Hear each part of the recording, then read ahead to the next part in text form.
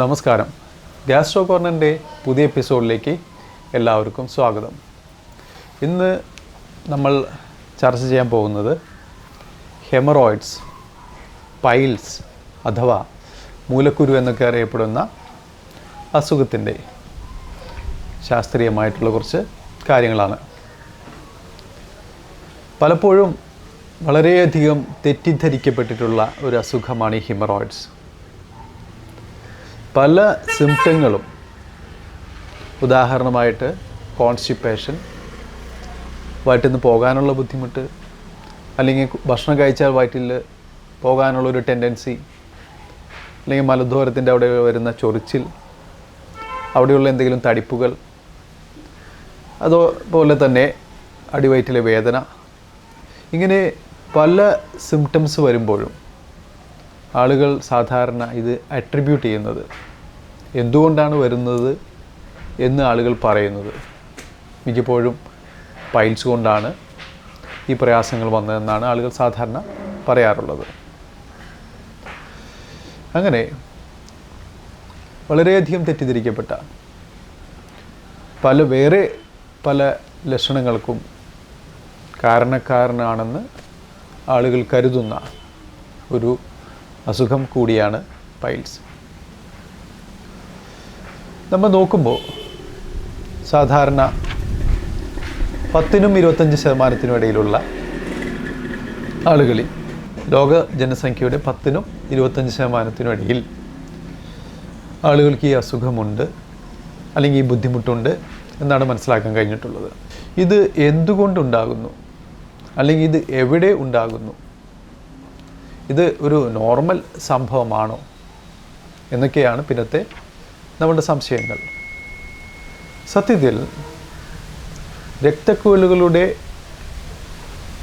കുറച്ച് കൂടുതലായിട്ടുള്ളൊരു വികസനം തന്നെയാണ് പൈൽസ് അഥവാ ഹെമറോയിഡ്സ് എന്നറിയപ്പെടുന്നത്. ഈ രക്തക്കുഴലുകൾ സാധാരണ അവിടെ കണ്ടുവരുന്ന ഒരു സംഭവം തന്നെയാണ്. അവിടെയുള്ള ചില പ്രത്യേക സാഹചര്യങ്ങൾ മൂലം, നമ്മുടെ ചില പ്രത്യേക സ്വഭാവ സവിശേഷതകൾ മൂലം ആ ഭാഗത്തെ കണക്റ്റീവ് ടിഷ്യൂ എന്നറിയപ്പെടുന്ന രക്തക്കുഴലുകളെ താങ്ങി നിർത്തുന്ന ചില സംഭവങ്ങളുണ്ട്. അവയുടെ ബലം കുറഞ്ഞ് ഈ രക്തക്കുഴലുകൾ വികസിച്ച് പുറത്തേക്ക് വരുന്നതാണ് ഹെമറോയിഡ്സ്. ഇതിൻ്റെ എക്സാക്റ്റ് ലൊക്കേഷൻ, കൃത്യമായി കാണപ്പെടുന്ന ഒരു സ്ഥലമെന്ന് പറയുന്നത് ഇൻറ്റേർണൽ ആനൽ സ്ഫിങ്ക്ചർ എന്നറിയപ്പെടുന്ന ഒരു സ്ഥലമുണ്ട്. മലദ്വാരത്തിന് ഏറ്റവും അടിയിലായിട്ട് മലം പുറത്തേക്ക് നമ്മളറിയാതെ പോകുന്നത് തടയാനായിട്ട്, സ്റ്റൂൾ ഇൻകോണ്ടിനൻസ് തടയാനായിട്ട് അവിടെ ഒരു വാൽവ് പോലെയുള്ള മസിൽ ഫൈബേഴ്സ് ഉണ്ട്. അതിനെയാണ് ഇൻറ്റേർണൽ ആനൽ സ്ഫിങ്ക്ചർ എന്ന് പറയുന്നത്. ഈ ഇൻറ്റേർണൽ ആനൽ സ്ഫിങ്ക്ചറിൻ്റെ അതിനിടയിലും അതിന് മുകൾ ഭാഗത്ത് കവർ ചെയ്തിട്ടുള്ള മ്യൂക്കോസ, ഇതിന് രണ്ടിനുമിടയിലുള്ള രക്തക്കുഴലുകളുടെ അനിയന്ത്രിതമായിട്ടുള്ള വികസനമാണ്, ഡയലറ്റേഷനാണ് ഹെമറോയിഡ്സ്. സാധാരണ കുറേ അധികം നാളുകൾ കോൺസ്റ്റിപ്പേഷൻ ഉണ്ടാകുമ്പോൾ, അതല്ലെങ്കിൽ നമ്മൾ ടോയ്ലറ്റിൽ കുറേ സമയം ചെലവഴിക്കുന്ന ഒരാളാണെങ്കിൽ പൈൽസ് വരാൻ സാധ്യത കൂടുതലാണ്. ഹാബിച്വൽ കോൺസ്റ്റിപ്പേഷൻ, അതുപോലെ തന്നെ കുറേയധികം സമയം ടോയ്ലറ്റിൽ സമയമെടുക്കേണ്ട ആളുകളിലും പൈൽസ് സാധാരണ കാണാറുണ്ട്. അതേപോലെ പ്രഗ്നൻസി സമയത്ത് പൈൽസ് സാധാരണ ഉണ്ടാകാറുണ്ട്. അപ്പോൾ പൈൽസിനെ നമ്മൾ സാധാരണ ഒരു രക്തക്കുഴലിൻ്റെ, നോർമലായിട്ടുള്ള ഒരു രക്തക്കുഴലിൻ്റെ അനിയന്ത്രിതമായിട്ടുള്ള ഒരു വികസനം, ഡയലറ്റേഷനായിട്ട് തന്നെ കരുതണം. ഇത് സാധാരണ ഇൻറ്റേർണൽ ഹെമറോയിഡ്സ് എന്നറിയപ്പെടുന്ന ഉള്ളിൽ മാത്രം കാണുന്ന ഹെമറോയിഡ്സ് ഉണ്ട്, പുറത്തേക്ക് തള്ളി വരുന്ന എക്സ്റ്റേണൽ ഹെമറോയിഡ്സും ഉണ്ട്. അപ്പോൾ ഇൻറ്റേർണൽ ഹെമറോയിഡ്സ് നമ്മുടെ ഡെൻഡേറ്റ് ലൈൻ എന്നറിയപ്പെടുന്ന ഒരു ലൈനുണ്ട് ആനൽ കനാലിൻ്റെ ഉള്ളിൽ, മലദ്വാരത്തിൻ്റെ ഉള്ളിൽ ഡെൻഡേറ്റ് ലൈൻ എന്നറിയപ്പെടുന്ന ഒരു ലൈൻ, ഒരു സാങ്കല്പിക ലൈൻ തന്നെയാണത്. അതിന് മുകളിൽ വരുന്ന രക്തക്കുഴലുകളുടെ വികസനത്തിനെയാണ് നമ്മൾ ശാസ്ത്രീയമായിട്ട് ഇൻറ്റേർണൽ ഹെമറോയിഡ്സ് എന്ന് പറയുന്നത്. അത് അവിടെ തന്നെ വികസിച്ച് നിൽക്കും. അത് തിരിച്ചറിയണമെങ്കിൽ ആനോസ്കോപ്പി ടെസ്റ്റ് ചെയ്യേണ്ടി വരും. അതിൻ്റെ ലക്ഷണങ്ങൾ പലപ്പോഴും ഒരു സിംറ്റവും അതുണ്ടാക്കുന്നില്ല. ബ്ലീഡിങ് ഉണ്ടാക്കാം, ഫ്രഷ് ബ്ലഡായി തന്നെ വയറ്റിൽ നിന്ന് പോകാം.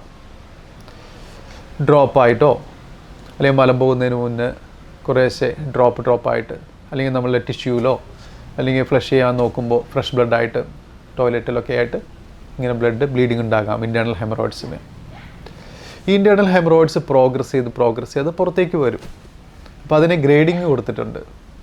ഗ്രേഡ് 1 എന്ന് പറഞ്ഞാൽ ഉള്ളിൽ തന്നെ മാത്രമായിട്ട് കാണുന്ന ഹെമറോയിഡ്സ് ആണ്. ആ ഡെൻഡേറ്റ് ലൈനിന് മുകളിൽ മാത്രം വികസിച്ച് നിൽക്കുന്ന രക്തക്കുഴലുകളാണ് ഗ്രേഡ് 1. ഗ്രേഡ് 2 എന്ന് പറയുമ്പോൾ അത് പുറത്തേക്ക് വരും. സാധാരണ നമ്മൾ മലം പോകുന്ന സമയത്താണ് ഇത് പുറത്തേക്ക് വരിക. മലം പോയി കഴിയുമ്പോൾ അത് തന്നെ ഉള്ളിലോട്ട് പോകുകയും ചെയ്യും. അപ്പോൾ അത് ഒന്ന് പുറത്തേക്ക് വന്ന് മലം പോയതിന് ശേഷം ഉള്ളിലോട്ട് പോകും. അതാണ് ഗ്രേഡ് 2 ഹെമറോയിഡ്സ് എന്ന് പറയുന്നത്. അതിലും ബ്ലീഡിങ് ഉണ്ടാകാം.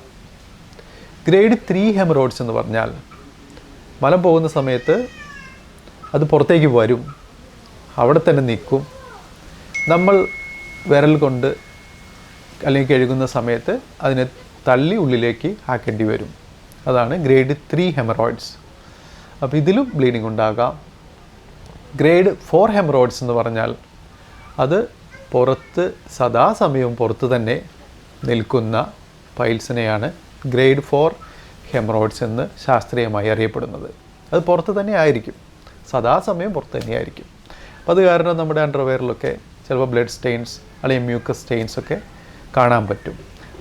അതേപോലെ തന്നെ ആ ഭാഗത്ത് ചൊറിച്ചിലുണ്ടാകാം, എപ്പോഴും ഒരു സുഖകരമല്ലാത്തൊരു ഫീലിംഗ് ഒക്കെ ഉണ്ടാകാം. അത് ഗ്രേഡ് 4 ഹെമറോയിഡ്സിലാണ് സാധാരണ കണ്ടുവരുന്നത്. അത് പുറത്തേക്ക് തള്ളി സദാസമയം നിൽക്കുന്നത്. അപ്പോൾ ഈ എക്സ്റ്റേണൽ ഹെമറോയിഡ്സ്, പുറത്തേക്ക് ഹെമറോയിഡ്സ് വരുന്നത് 3 ദിശകളിലാണ് മലദ്വാരത്തിൽ ഈ എക്സ്റ്റേണൽ ഹെമറോയിഡ്സ് കാണപ്പെടുന്നത്. ഈ 3 ദിശകൾ അതിനെ ലെഫ്റ്റ് സൈഡിൽ, ലെഫ്റ്റ് ലാറ്ററൽ പൊസിഷനിൽ കാണുമെന്ന് നമ്മൾ പറയും. ലെഫ്റ്റ് സൈഡിൽ, അതായത് നമ്മുടെ ഇടതുവശത്ത് 3 o'clock പൊസിഷനിൽ ഹെമറോയിഡ്സ് വരാറുണ്ട്. വലത്ത് സൈഡിൽ റൈറ്റ് ആൻറ്റീരിയർ പൊസിഷനിൽ വരും, പോസ്റ്റീരിയർ പൊസിഷനിൽ വരും. ശാസ്ത്രീയമായി പറയുമ്പോൾ വലത്തെ സൈഡിൽ 7 o'clock പൊസിഷനിൽ വരും, 11 o'clock പൊസിഷനിൽ വരും.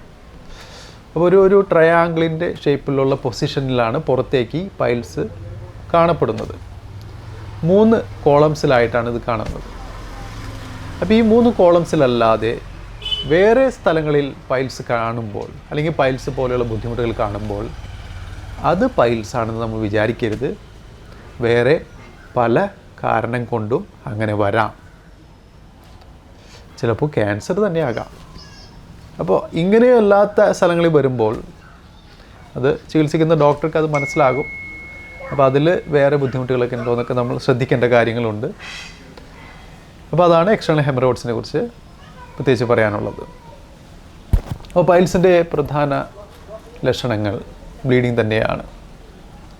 ഫ്രഷ് ബ്ലഡാണ് എല്ലാവരിലും കാണപ്പെടുന്നത്. സാധാരണ മലം പോകുന്ന സമയത്ത് ചിതറിത്തെറിച്ച പോലെ, അല്ലെങ്കിൽ തുള്ളിയായിട്ട്, അല്ലെങ്കിൽ മലം പോയതിന് ശേഷം 1-2 ഡ്രോപ്പുകൾ, അല്ലെങ്കിൽ ടിഷ്യൂ ഉപയോഗിക്കുന്നവരാണെങ്കിൽ ആ ടിഷ്യൂവിൽ ബ്ലഡ് കാണാം, അല്ലെങ്കിൽ ഫ്ലഷ് ചെയ്യാൻ നോക്കുന്ന സമയത്ത് ടോയ്ലറ്റിൽ ബ്ലഡ് കാണാം. അപ്പോൾ ഇതൊക്കെ തന്നെയാണ് പൈൽസിൻ്റെ ഏറ്റവും പ്രധാനമായിട്ടുള്ള ലക്ഷണങ്ങൾ. പിന്നെ ഗ്രേഡ് 4 ഹെമറോയിഡ്സ്, പുറത്തേക്ക് തള്ളി നിൽക്കുന്ന പൈൽസ് ആണെങ്കിൽ ചിലപ്പോൾ മ്യൂക്കസ് കുറച്ച് വരാം. അണ്ടർവെയറിൻ്റെ ഭാഗത്തൊക്കെ ബ്ലീഡിങ്ങിൻ്റെ ലക്ഷണങ്ങൾ കാണാം, ചെറുതായിട്ട് ചെറിയ ബ്ലീഡിങ്. അതുപോലെ തന്നെ അണ്ടർവെയറിൻ്റെ ഭാഗത്തൊക്കെ മ്യൂക്കസും കാണാം. ചിലപ്പോൾ നല്ല ചൊറിച്ചിലും ഉണ്ടാകാം.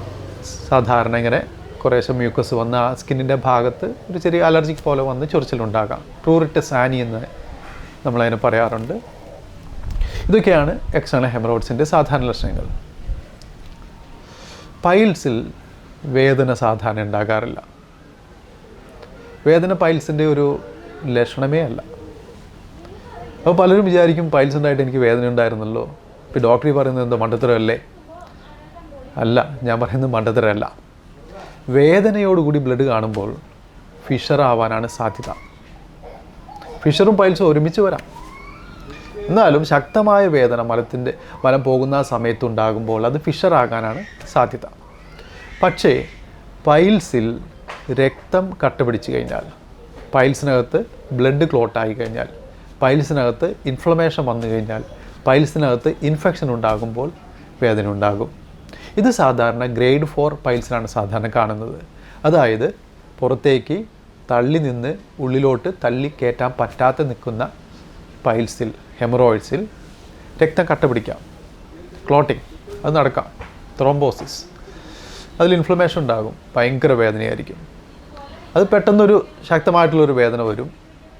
ആ വേദന വരുമ്പോൾ സാധാരണ നമ്മൾ നോക്കുന്ന സമയത്ത് അവിടെ രക്തം കട്ടപിടിച്ച് നീല കളറിൽ പൈൽസ് ഇങ്ങനെ വീർത്തിരിക്കുന്നതായിട്ട് കാണാൻ പറ്റും. അത് ആ രക്തം കട്ടപിടിച്ചിരിക്കുന്നത് കാരണം അതിൽ ഇൻഫ്ലമേഷൻ വരും, അതിൽ ഉള്ളിലെ പ്രഷർ കൂടും, ശക്തമായ വേദനയായിരിക്കും. അത് പൊട്ടി 1-2 ദിവസം നല്ലപോലെ ബ്ലീഡിങ് ഉണ്ടാകും. ഇത് പൊട്ടിക്കഴിയുമ്പോൾ ആ വേദന അതോടുകൂടി നന്നായിട്ട് കുറയും. അതിനെ ഡീകംപ്രസ് ചെയ്യാണ്, അതിനുള്ളിലെ പ്രഷർ കുറയാണ്. അങ്ങനെ അത് പൊട്ടിക്കഴിയുമ്പോൾ ആ വേദന കുറഞ്ഞ് രോഗിക്ക് വല്ലാത്തൊരു ആശ്വാസം കിട്ടും. അതാണ് വേദന വരുന്ന സമയം. പൈൽസിൽ വേദന വരുന്നത് ഇങ്ങനെ ത്രോംബോസിസ് ഉണ്ടാകുന്ന സമയത്താണ്. പൈൽസ് പുരാതന കാലം തൊട്ടേ മനുഷ്യനെ ബാധിച്ചിരുന്നു. അതിന് ഫലപ്രദമായിട്ടുള്ള ചികിത്സകൾ പുരാതന കാലം തൊട്ടേ നമ്മൾ ചെയ്തിരുന്നു. 1700 വർഷങ്ങൾക്ക് മുന്നേ അത് രേഖപ്പെടുത്തിയിട്ടുള്ള ചില രേഖകളിൽ കണ്ടെത്തിയിട്ടുള്ളത് 1700 ക്രിസ്തുവിന് 1700 വർഷങ്ങൾക്ക് മുന്നേ, 1700 BC, അന്ന് അക്കേഷ്യ മരത്തിൻ്റെ ഇലകൾ, അക്കേഷ്യയുടെ ഇലകൾ ഉപയോഗിച്ച് പൈൽസ് ചികിത്സയായിട്ട് രേഖകളിലുണ്ട്. ക്രിസ്തുവിന് 1700 വർഷങ്ങൾക്ക് മുന്നേ. അതേപോലെ തന്നെ ക്രിസ്തുവിന് 400 വർഷങ്ങൾക്ക് മുന്നേ ഹിപ്പോക്രേറ്റിസ്, അദ്ദേഹം പൈൽസിനെ കോട്ടറി ചികിത്സ ചെയ്തിരുന്നു, കരിയിക്കുന്ന ചികിത്സ ചെയ്തിരുന്നു. ഇന്നും നമ്മൾ പൈൽസിന് കോട്ടറി ചികിത്സ ചെയ്യുന്നുണ്ട്. ഇന്നും പൈൽസിന് പല രീതിയിലുള്ള ഇലകളുടെ അല്ലെങ്കിൽ നാടൻ ചികിത്സകളൊക്കെ ഉണ്ട്. അതിനെക്കുറിച്ചൊക്കെ അടുത്തൊരു എപ്പിസോഡിൽ നമുക്ക് സംസാരിക്കാം. ഇന്നത്തെ എപ്പിസോഡ് എല്ലാവർക്കും ഇഷ്ടമായെന്ന് ഞാൻ കരുതുന്നു. എല്ലാവർക്കും എൻ്റെ നന്ദി, നമസ്കാരം.